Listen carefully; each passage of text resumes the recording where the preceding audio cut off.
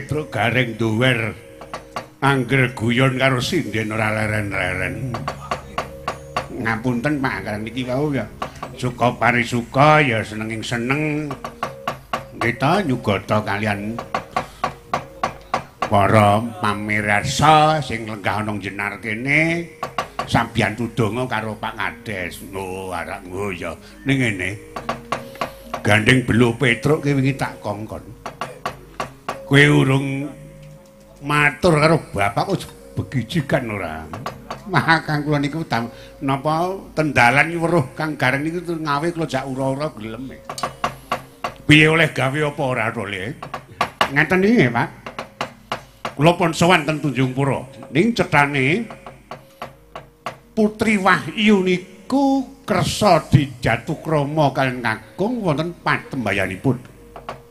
Oh, ora mukat. Sing jenenge Trah Kesuma kaya ngono kuwi. Pamutah ora apa-apa ning kabeh pamutah kuwi aja mujudake wujuding derajat pangkat bondo donya lan sak pinunggalane merga pancen sing jenenge jejuduhan kuwi pawitane ati.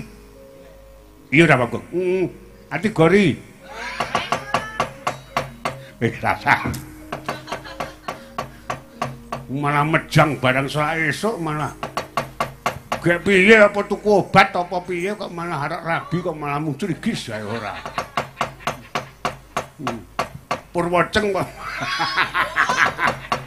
Uduh. Kaya kuwi ora. Pamutahe keprewe. Ngeten. Sang Dayu niku wicaksana sanget. Tenan. Ora ngarani mbu niku wong sing di derajat pangkat musik sugih. Apa jejering satriya apa trah ratu ning senajan to kere upamanipun. Sudra papa badhe dipun suwitani, badhe dipun jatukramani. Ning yen saged medharke Pancandriya lekasing tunggal. Kira-kira Bapak teyeng napa mboten?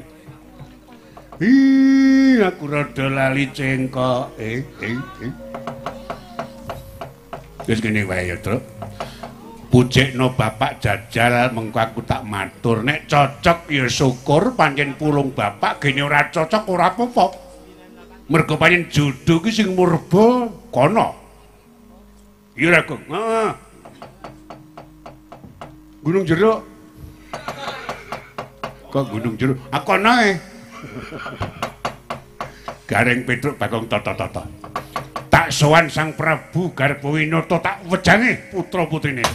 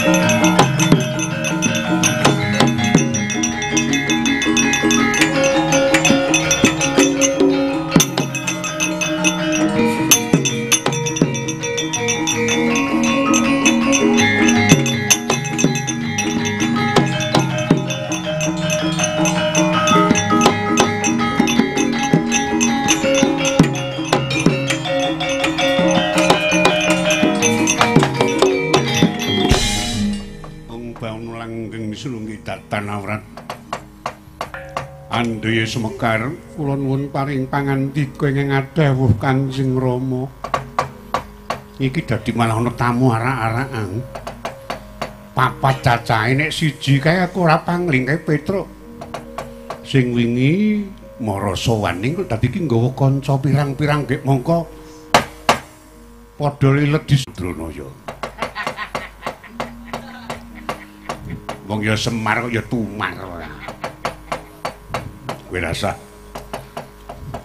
drigis aku garep golek pasaran. Wong kok senengane nyula mantra. Nyula mantra ki tembung apa? Kula Semar sinuwun. Oh. Sing bakal nyadu krama marang putraku Andaya Semekar nanti. Nggih, nggih yen keparengipun badhe kula pek bojo. Badhe kula jak ngrekoso sinuwun. Kepiye nggih? Iki wujude Kaki Semar Badra mboten menapa-menapa. Kula sampun matur mboten badhe ningali dhateng glegring kawontenan nang sok sinten saged paring wejangan menika calon jatu krama kula Rama. Apa Kaki Semar wis yoga tata-tata mungguh pamutahe putrakipun? Kula ajeng matur. Pun kula ajeng matur, genatur kula niku mangke cocok kalih penemune keng anak, monggo gene ora nyun ngapunten apa yen Dede pulung kula. Oh iya.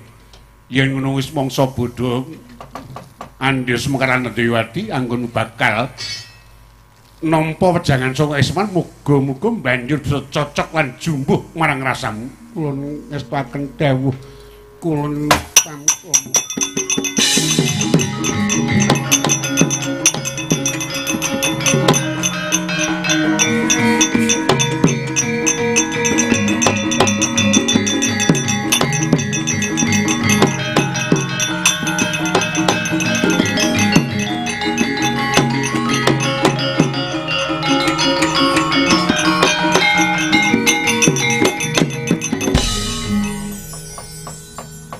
Paduka ingkang peparab Kilurah Semar Badranaya nggih.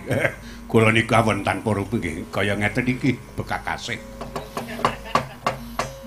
Yen manyen Sembada bisa ngaturake apa werdi pocon riyo lekas sing tunggal aku suwita ngersani Kakang Semar Badranaya. Ora ngaten. Nggih kula niku namung badhe caos atur ngeten. Poncondriya lekas sing tunggal niku jane kiblating panembah. Kiblating panembah manungsa sing diwijakaken Madyapada. Iya. Sing angka 1 niku panembah kunjuk dumateng panguwasing Gusti ingkang ngakarya jagat. Ngeten. Manungsa menika tumitah ana sing nitahke besok sing bakal nggulung manungsa niku nggih panguwasaning Gusti. Mila mboten wonten awonipun titah kedah wajib manembah dumateng Gusti. Iya. Lajeng ngangka kalih niku panembah dhateng jejering tiyang sepuh. Wong tuwa niku ala dikaya ngapa niku sing mijekke sing minangka lantaran kula sampeyan niku tumitah ana Madyapada senajan to niku purbaning Hyang Wasa ning lantaran wong tuwa sing ngukir jiwa raga kula. Nistaning nista nek ana menungsa kok ora manembah ngemoi jejere wong tuwa. Iya Kaki. Lajeng ngotiga menika panembah dhateng jejering sedulur tuwa. Elek dikaya ngapa to? Sedulur tuwa niku kudu dibekteni, kudu disembah merga niku mangke dadi gantine wong tuwa. Sakwise wong tuwa niku kondur dhateng kasedan jati wis ora iso momong awake dhewe. Ganepe angka catur, angka sekawan niku panembah dhateng jejering ratu. Ratu niku sapa pengajeng? Menungsa tumitah wonten Madyapada niku gadah ratu. Sing nata uripe awake dhewe niku sing ngayomi ratu. Mula ora ana alane urip ana Madyapada kudu tansah manembah marang jejering ratu. Lajeng janggep ing angka gasal panembah dhateng jejering guru. Kenangane apa guru kok disembah dipundi? Merga niku sing aweh kepinteran dedamar karo awake dhewe. Menungsa duwe gegayan kaya ngapa tanpa ana guru kesasar dalane.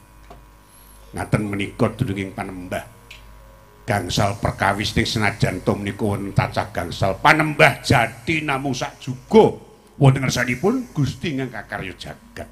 Menungso nek wis bisa nglakoni bisa ngelengake marang lelakon panembah limang perkara nek ora tentrem uripe mang tlotoki bathuk kula. Ngaten menika Den werdinipun Pancandriya lekas sing tunggal.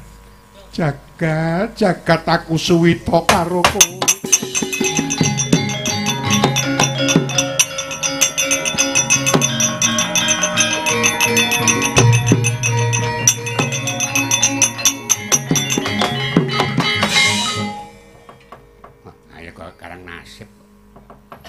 Wonge nasib pulung ndelek mung meng oleh wong ayu. Aku ki mbiyen tak rewangi ngracun mbokne. Laporke polisi ora kelakon. Ya ora apa-apa ayo kuwi jenenge kabisan iki ngono kuwi. Ngono.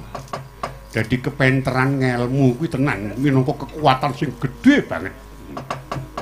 Ya aja meri karo bapak ngono bapak ki seneng sinau. Ya Gong, alah mung sinau ning YouTube kok. Gumayang nek aku wis. Prek. Ya aja ngono kok. Terus pundi kula badhe suwita Kakang Semar diajeng kula Kang Mbok. Wis ayo bebarengan sungkem ana pepadane Kang Mas Semar Badranaya. Mboten. Kula ing ngadeni wong tuwa niku jijiki temen. Mboten. Yen nganggo badhe lajerke iki Mas Semar Badranaya monggo yen kula mboten. Wis wong tuwa ambune kaya ngene ora. Alungkuran nyipati lakon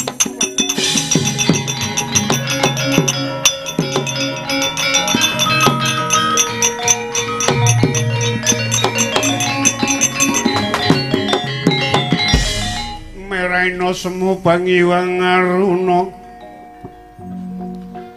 kadinetraning aku rapo sabdaning kukiloring kanikara sagetar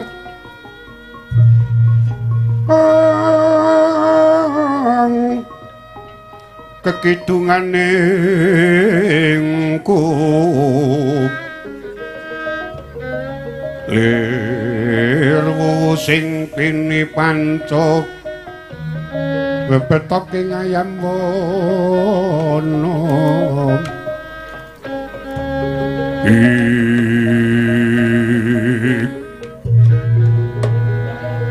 lintang jaya kusumayana sumawur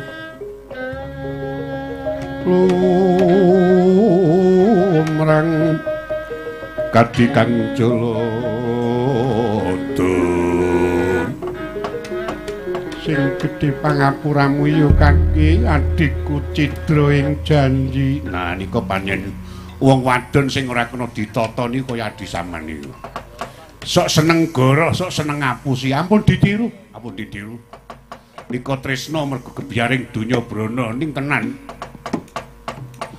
Ajeng nemoni napa Kang Rayi? Wis mangsa bodho aku pasrah jiwa raga ya Kakang. Kowe do minggat. Nek madang kono aja nang kene. Apa ajeng napa? Aku arep madak karo calon ibu. Nggih. Ngati-ngati nggih Pak alon-alon mawon karang bapak niki ya wis tuwa. Mangke nek betah napa-napa WA mawon. Nggih. Mangke nek bar kali ibu ajeng dar mangke ngebel kula. Oh iya wis kono minggat kono. Petruk lunga. Nggih. Ning nggih niku wau kaya Kang Gareng nggih Pak alon-alon mawon karang sampeyan niku balung tuwa nggih monggo sampeyan niku nembe sarap kejepit monggo ndak wis rasah do cerewet. Tanggung jawab babi. Nggih. Matur Yugong Rono Yugong aja ganggu bapak. Wis kono ya Pak wis masa bodho. Arep weling kok kon goleki luwangan ngendi? Setan awas. Wong kula gajah patine. Den apa Kang? Kula ajeng madhak sampean mang majeng mriku mergo kula niku tenan. Bareng wis tuwa ki weruh wong wedok ki grogi.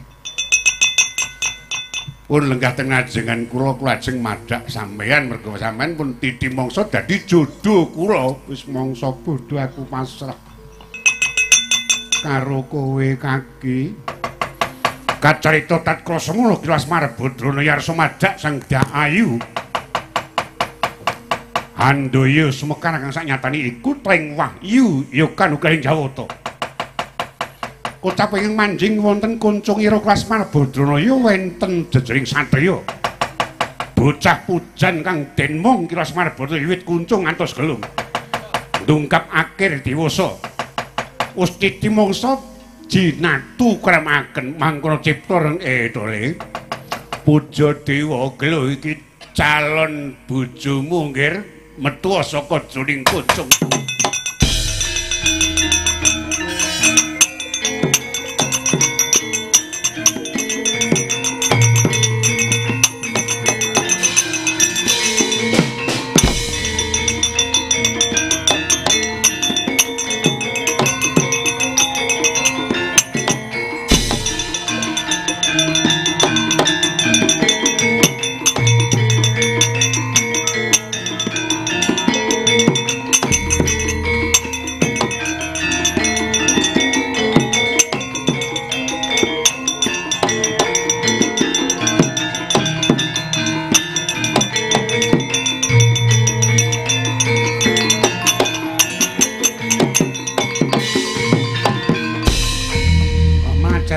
Wonten napa to, Den? Kok mboten sesarengan kalian Kang Mbak Yu Andyo Semekar? Ku sampean? Kula. Aku gumun banget. Kang Mbok Tresna karo Kaki Semar Badranaya mongko wong iki njelehi wong. Wis tuwa, mambu. Lah witekno wong iki iso batang iso paring wejangan iku Semar wae sampean niku sing ora aku trima kendhat kali murda wis trima mati ora sudi disenggol wong ngono kae. Ning aku duwe rasa cubriya kaya ngapa le padha olah katresnan Mbak Ayu karo Panakawan. Lah keret jajal yo do dinjen. Kaya ngapa ki jane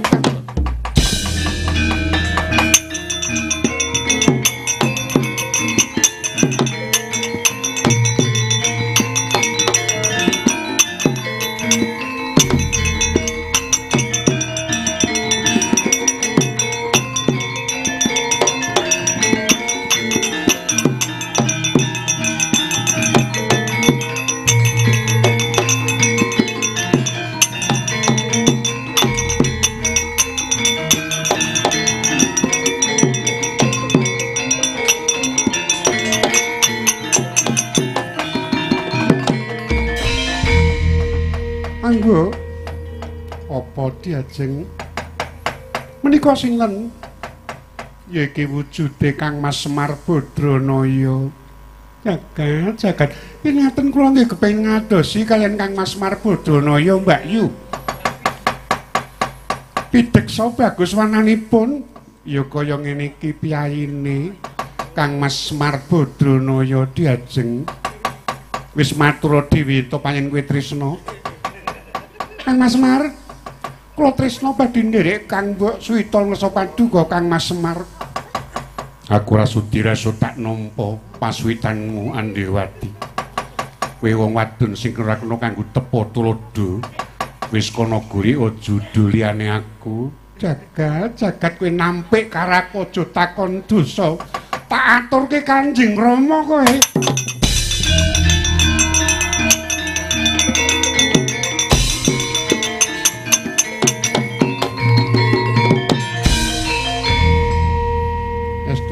Paduka sinten Raden ya ditepungake wae Andyo Semekar saknyatane aku aran Puja Dewa bocah sing suwita marang Kaki Semar Badranaya wit kuncung nganti gelung bebarengan marang kadangku Taruna Puja Sekti jagat kok ya Kang Ki Semar ora ngendika wingi-wingi.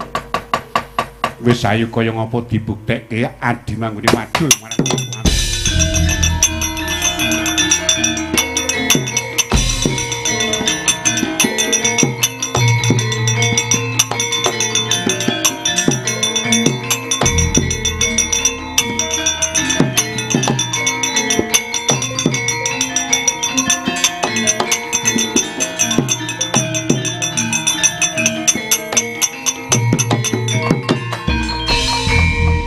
Wati mlayu-mlayu napa no? Ketiwasan Kanjeng Rama kula dipun tampik kaliyan Kang Mas Marbodhanaya. Sasampunipun sami badhe suwita ing dipun tampi namung Kang Mbok Andya Semekar Rama kula dipun tampik. Sakmenika rawuh kedadawuh. Yen sing tuwa ditampa sing nom ya ditampa, aja mbanci dimbanci ladan. Oh yes, mengko aku tak kandha. Aku tak matur karo Kang Semar Bodhanaya. Sakmenika Rama monggo sami iya ya.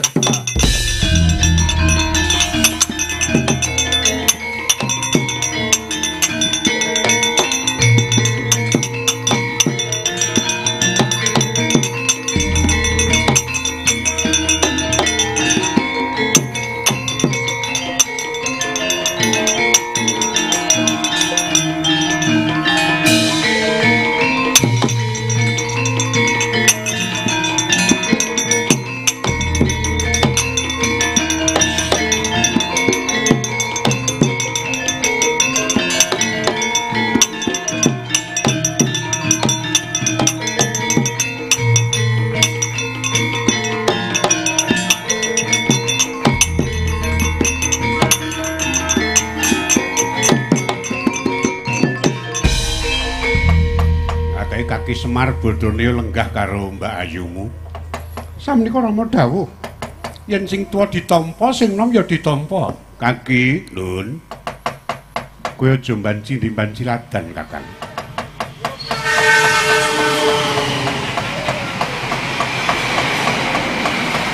Yen anakku Angga Semekar kok tampa dadi jadukramane ya Andayawati sisan barang ben niladi karo kowe. Kula ngaten monat manut mawon. Galu piyayune manut ngono kok. Wong kau mboten kok. Aku ra sudi tak nampa paswitanmu kowe wong wedok sing seneng goroh ngono. Nyatane kae wis saguh nampa kowe. Wong ning wau kuwi mboten kok. Sanes menika kok Rama. Wau niku Semare radi alit. Kakang, Nun, aja gawe geger anakku lho. Njaluk sing rada cilik. Oh nggih.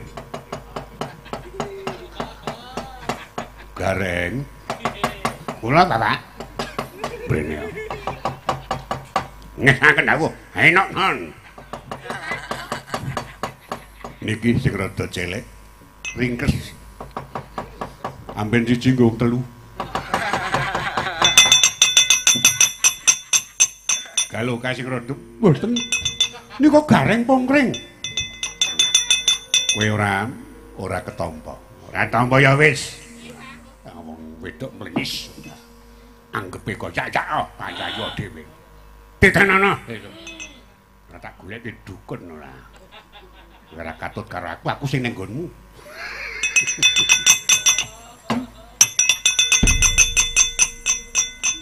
Sanes menika kok wong mau niku radi lemu. Njaluk sing rada lemu. Dadi widodo. Ayo Non. Iki yen manuk kok. Wong iki Kang Mas Adi Widodo kok bakok dijuk Adi Widodo ora. Mbok Parmi. Niki sing rada lemu. Kalau nek kaya lemu tenan ae. Jan kaya pengendang. Jagat ingatan menika yang sanes menika Rama. Sanes menika duwer. Ora seneng genduweren. Kowe ra terpakai. Kono. Mlebu sampah kono. Ya ditenono. Banget ora. Muga-muga dadi wong durangkana. Enteleng. Wong mau tiyangipun radi dhuwur kok. Sing rada dhuwur sing bagus. Oh. Kula tak matur. Kula sagu minangkani ning Kang Putra tobat napa mboten? Nek mertobat kita iso ngilangi lelakon sing kaya mau, tumindak adigang adiku ngadiguna dadi wong wadon sing ora nang tulodo. Kula goleki. Ya wis tulung kaki puja sekti metuwa. Lho jodoh dauku kan.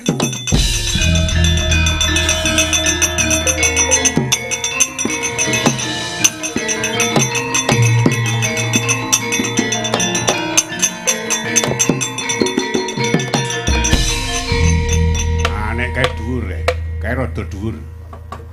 Ngoke Sujiwa Petro. Udu. Nek kae udu Petro kae.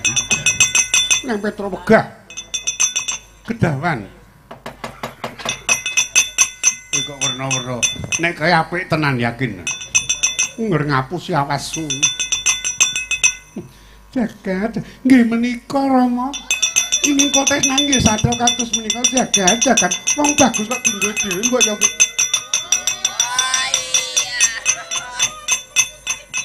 Di ngapura anakku ya Kangge pun mboten napa-napa. Bocah sakniki ngoten nika. Urung-urung wis kepengin ngincipi. Iki ngeten iki, Den. Kang Putra kekalih kula jodhoke kalih mumungan kula. Niki bocah pujan wiwit cilik kula mong. Lah bareng tekan akhire diwasa kula rabekke kalih putra putri kekalih sampean. Mugi-mugi sedaya wau muwuh ana kegiatan jerniki awon tanpa rupi nggih dipenging dipunustani Wahyu Buka Wasta ora ngaten. Nggih matur sunan. Pun monggo sakniki putra sampean kalih mantu sampean mang paringi wejangan niki kula ajeng jaga ketertiban. Mergo negara sampean iki mangke ajeng wonten kedadian sing ora apik. Aduh Kaki, aku minta pengayoman Kaki Semar Badara mangsa bodho ingsun tak manjing kedaton.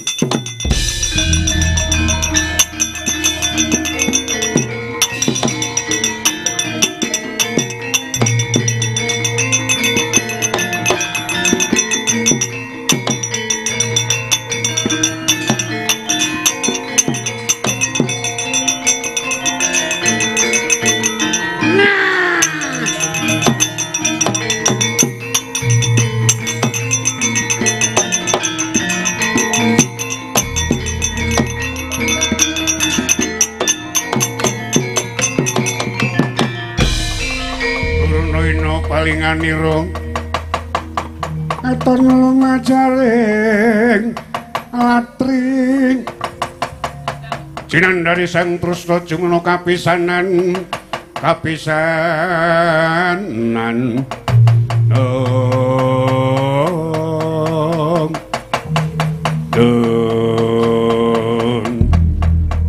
bebek adus kali kosokan sabun wangi.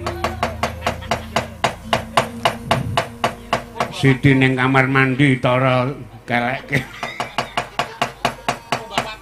Semar. Wonten apa penembahan sampeyan kok lagi gita-gita. Aku krungu kabar jari kowe wis bisa kelakon mondong Putri Wahyu. Iya apa ora? Nggih, kersane ajeng napa? Aku njaluk adilmu. Mergo kuwi iku Wahyu katentreman tak jaluk siji ding, siji kowe. Sing siji aku. Aku tuwa gelem, nom seneng. Ora ana Wahyu kok didum-dumke.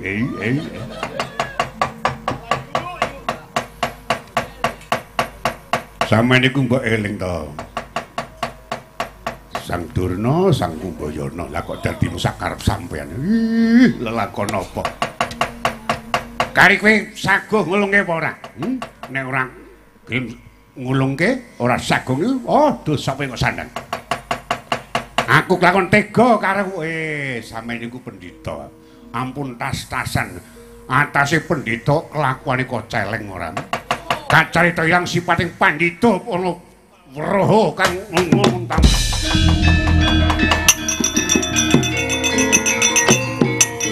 Aduh,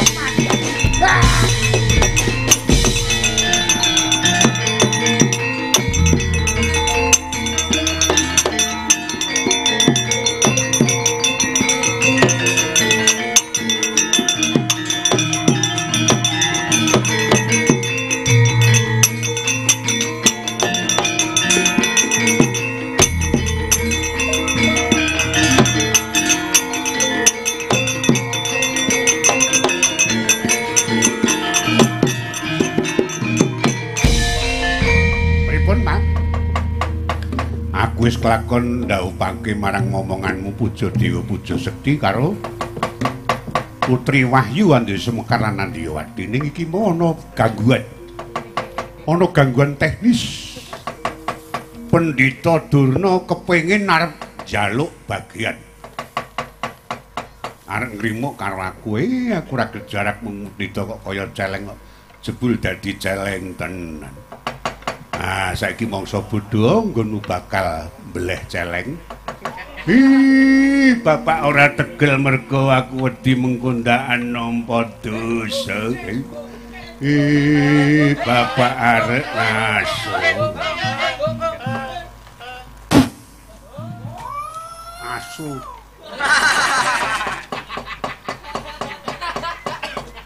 Metua. Sak celenge. Iki durung dadi celeng kok. Monggo kepiye carane supaya kae Durna kae mene kapok tenan aku kurang ajar kok. Arep njaluk putri ora. Diremuk wong telu. Kena wae. Gareng gawe bumbu. Marem jangan celeng. Iki ngene wae. Supaya wis dhewe ra ngrekoso ning celeng remuk. Heeh. Kowe mlayu rono kae merga Durna mali tekan kene rak karo Ndara Janaka karo Ndara Werkudara. Oh, undangan to? Ha iya. Ora ceng ngeterke, kowe matur karo Ndara Janaka, Ndara Werkudara nek Durna pangan celeng ngono. Engko terus Ndara Janaka rak ben duka karo Ndara Werkudara engko celenge kudu dipateni di Pulasara merga niku mangan guru sam ngono. Sip. Untung aku dipenemu, asing dipenemu aku kok ngono. Wis monggo tak matur to, arek ngono.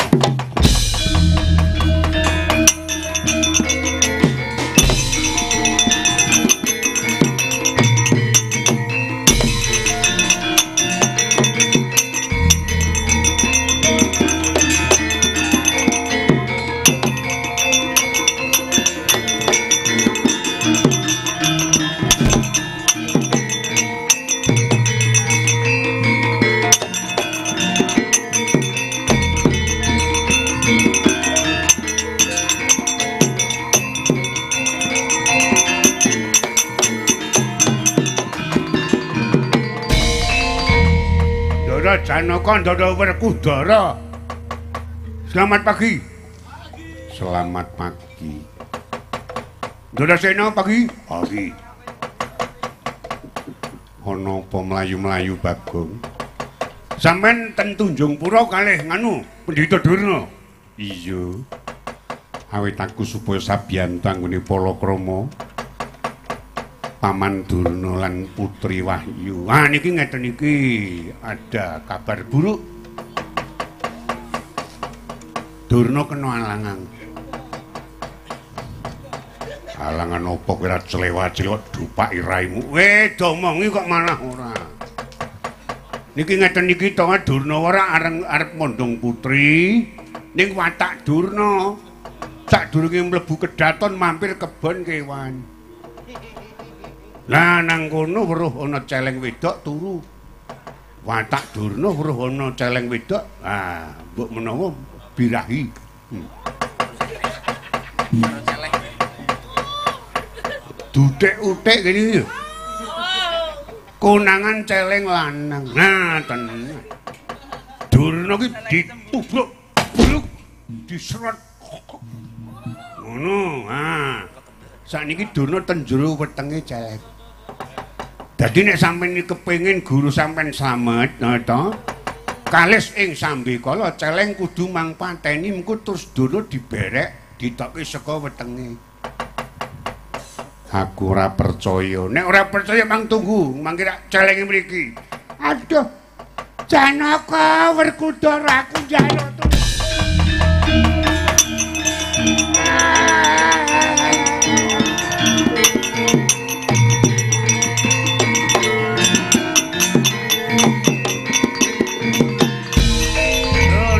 ngandel calenge teko niki nek sampean ora tata-tata Durna kok diserat metu kene iki sakniki ngringkel ten niki. Mula sadurunge iki mengko Durna iki gegiling ta metu kene. Calenge kudu mangpateni, nek ora mangpateni wis sampean kelangan guru. Janaka Werkudara aku njaluk tulung. Aku bapakmu Durna pangan celeng. Ora patut banget. Atase kowe kewan ngeningal apa ngremke pringal padhang. Kowe wani mangsa guru aja takon tur rekakon rampung nyawamu.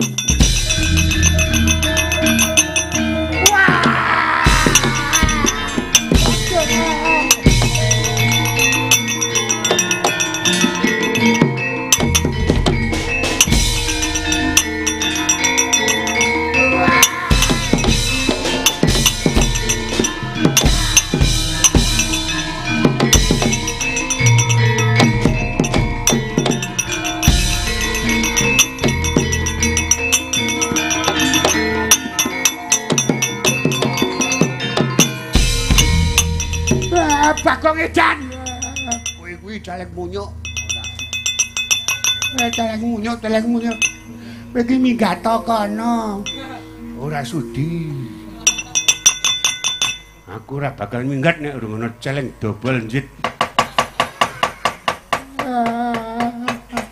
Ora nangis. Celeng kok nangis ora. Cengar-cengir ora. Ya kok ngono kuwi jenenge wong unduh kowe ing pakarti. Kowe gawe kelakuan sing ora apik unduh-unduh kaya koyo ngono kuwi. Aduh. Liko. Lah. Geram nang. Aja didokke. Dilek. Ya.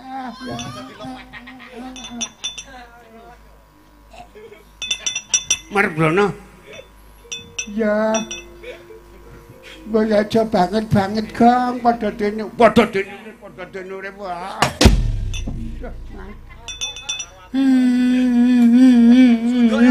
Nggeran ndak aduh.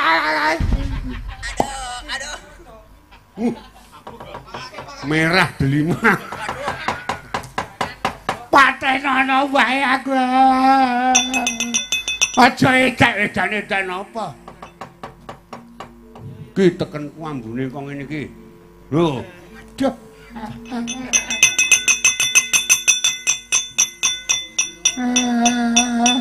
Kurawa kaya adohe jamak-jamak. Mbok iki ora ngetulke karang cinta. Ora leh kudu ditutke ora. Ayo, leno. Arak ngono kok. Mumpung wong nguyuh tak bantel.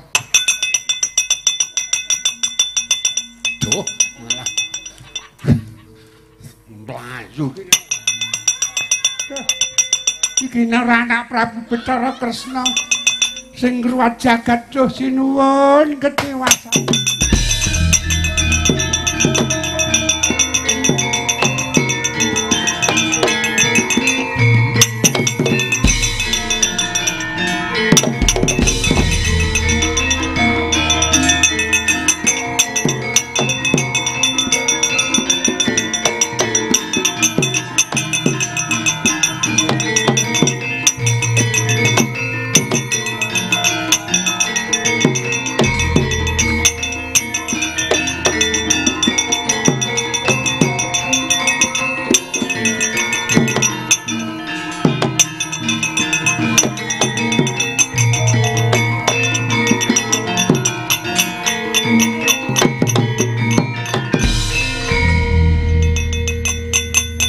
nuwun lagi rawuh.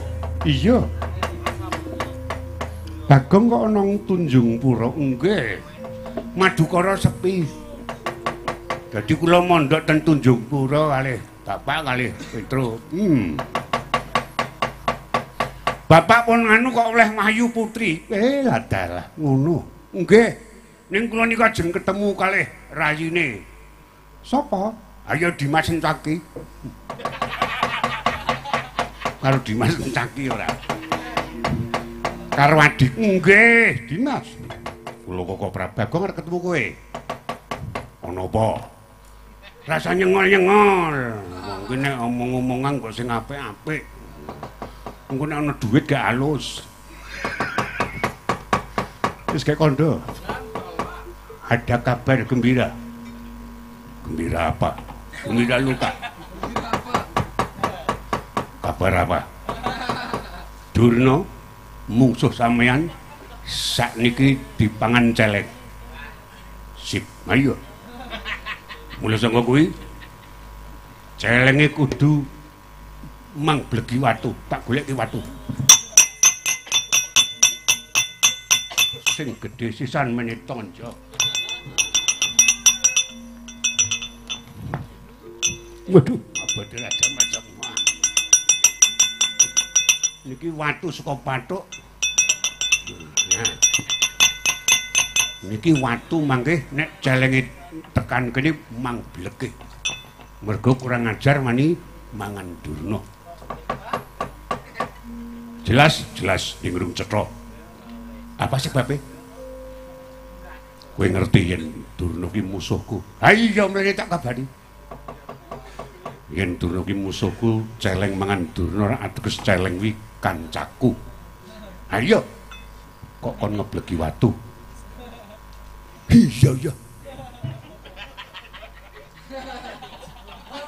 Astagfirullah nganding. Ngaturaken ketiwasan. Kula badhe kondur kejaton. Woi. Watune. Mriku nggih sarapang. Aduh sinuwun.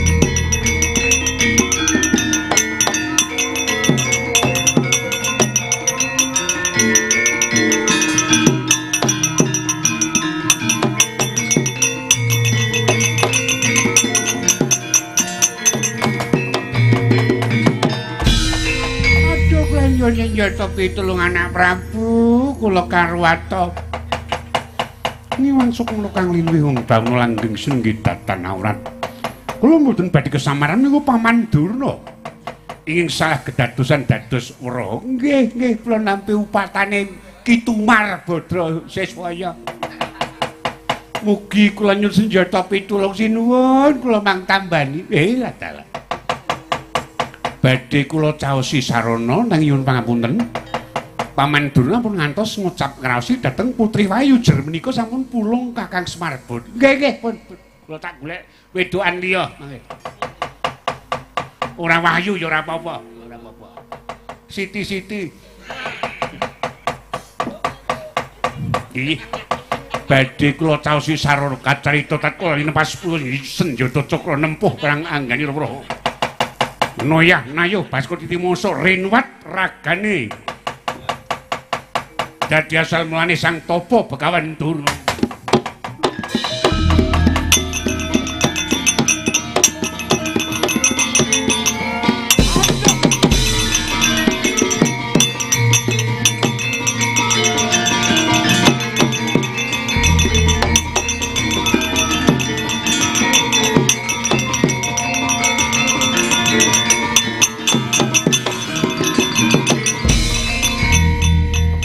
Saged talya jati temahami nulya Paman. Iya sampun.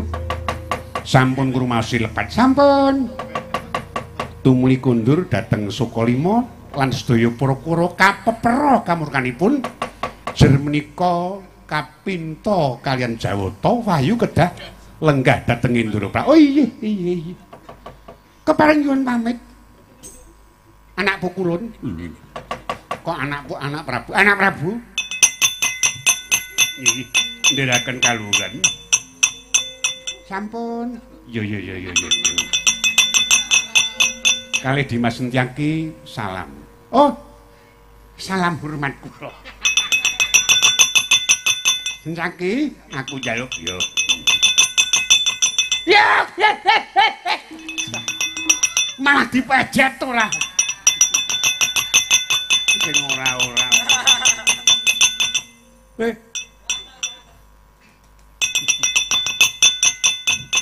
Kalian Bagong? Mboten mawon. Tiyangipun mboten kompromi kali kula. Yen sak menika sampun kompromi monggo nyuwun pamit kalih Bagong. Lah wonge niku teng mburi sampean. Aduh wis miyaga nang kono.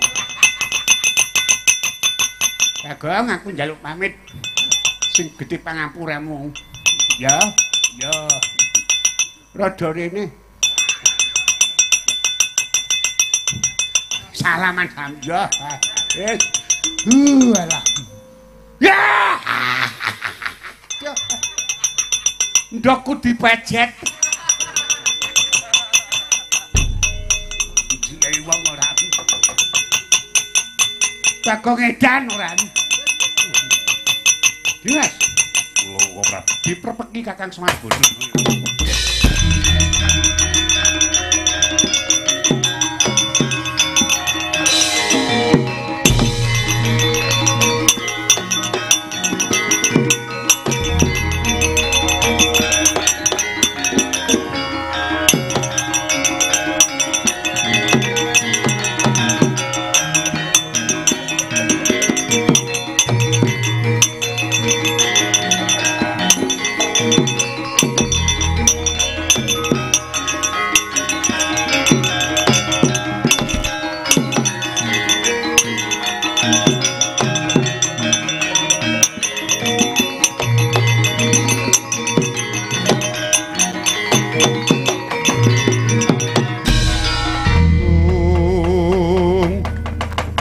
Resna sinayang gilung mangruk wining cakra kumitir mijil saking asta.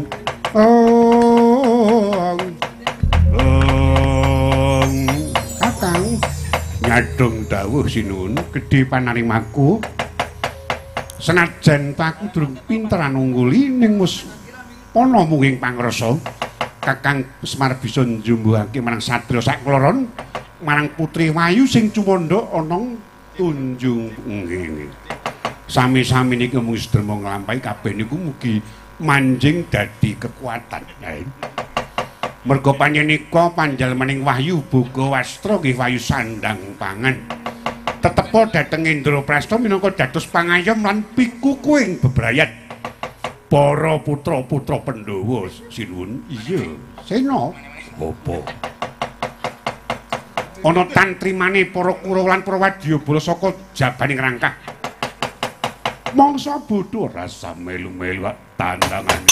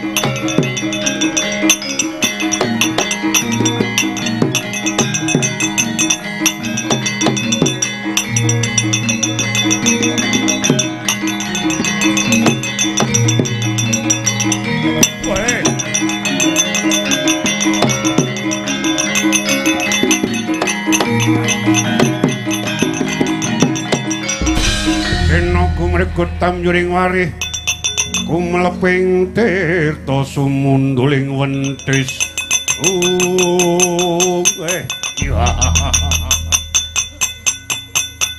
Sena tak jaluk Putri Wayu. Wah, rasa ngucap ngrasani Putri Wayu. kuwi pintane para benwae trembelano ora pinter nulungi putih aja takon donya tak gawe karang abang tunjung pura sak wewengkon uncali sikil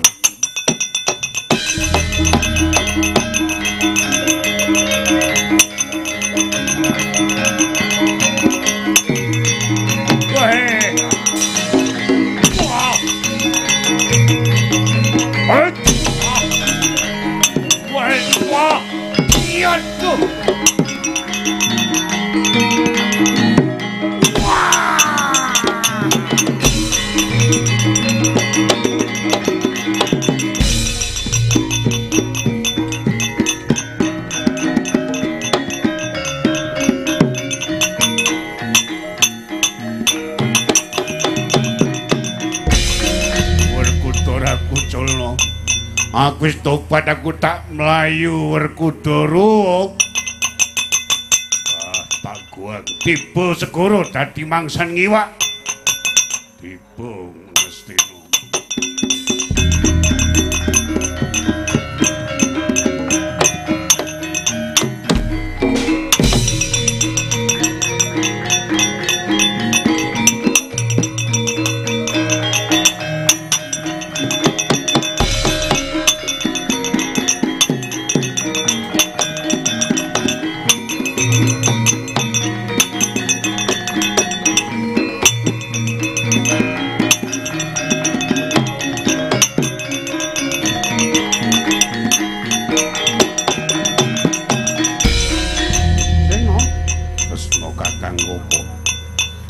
Paripurna lakon iki Pumadima wayu kaboyong lenggah ana wengkon ngendra prasna sesanipun Kakang Jaya Wijayanti muga tansah mulya salawase para kadangku Pandhawa Yayi padherake kumpul para kadang Kresna Kakang Dimas Werkudara.